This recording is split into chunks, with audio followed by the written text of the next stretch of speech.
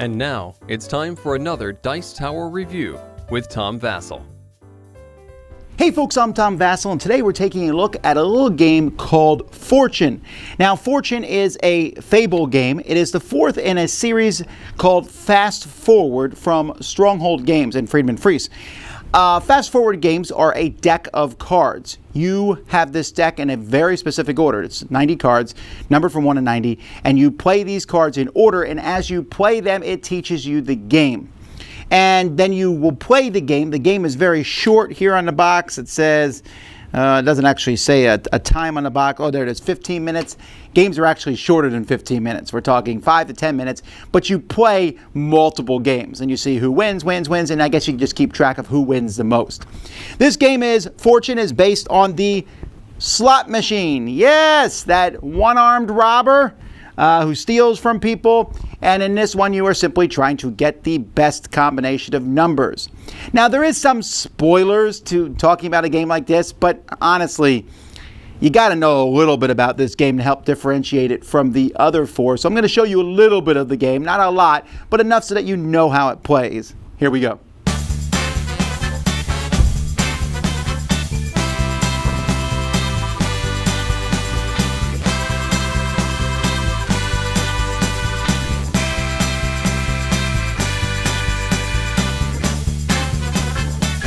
As with all of these games, the cards come in a very specific order. You start with card 1, and it goes all the way to card 90, which you're not supposed to read. It says don't look at this side, look at this one. And so the way that these games work is that they are going to teach you the rules as you play. So you turn over the first card, it will tell you the rules, and the rules basically just say people start drawing cards. So as players are drawing cards, you'll note that these cards are different numbers that are in this game, different slot machine numbers. And so players are going to draw these cards. And as you're drawing cards, eventually you might draw one that says, interrupt, immediately read the back of this card, and lo and behold, there are new rules. So the way that this particular game works, and I'm not going to really spoil much of the game, but I want to show you essentially how the game works.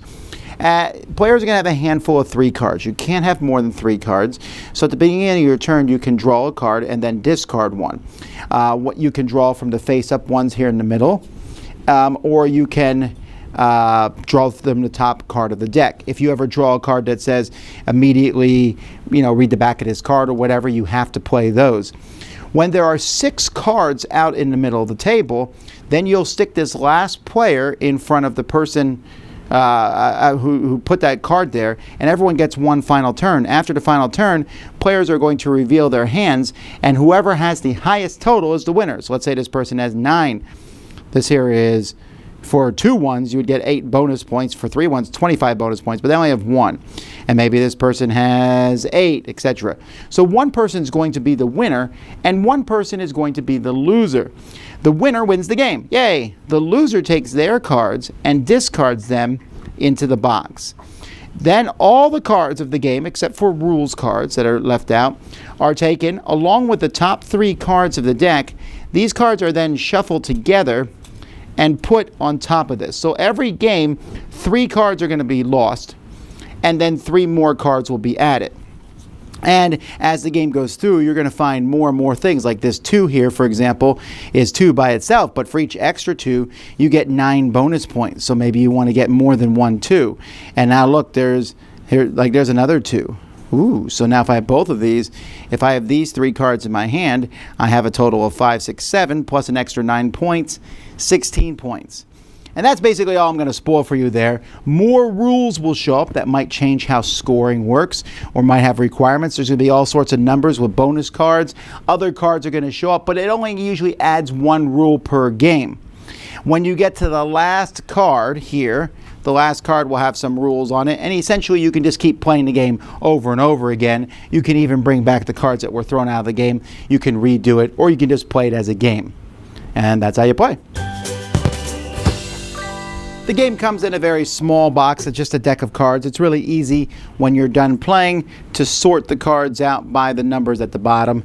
The cards themselves, it looks like a slot machine, so that's pretty cool. And you got your different, typical symbols, the diamond and the lemons and things like that. The numbers are easy to read. The rules are pretty small on the cards, but it's not a huge deal. And it's not like you're going to be constantly checking these rules over and over again. They're fairly easy to understand. So the whole thing essentially is just a deck of cards. You could even ditch the box and just carry the deck of cards around. But it's a pretty small, nice package.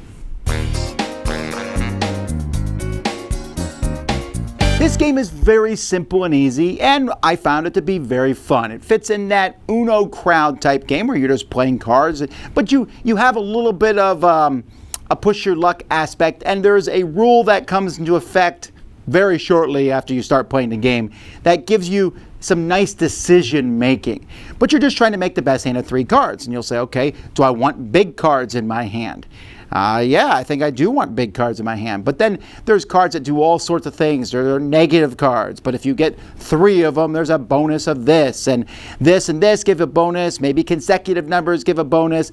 And it almost gets a little, well, I shouldn't say almost, it does get a little mathy as time goes by. But you're adding 3 numbers and bonus. It's not that hard. But games are quick and fun. This one gives me a very similar feel to Fear, which is one of the other games in this line, which is my favorite of the line. And I would say Fortune and Fear are about the same for me. Again, I'm not going into this expecting any great shtick and how amazing this is, but I do like how simple and easy the gameplay here is.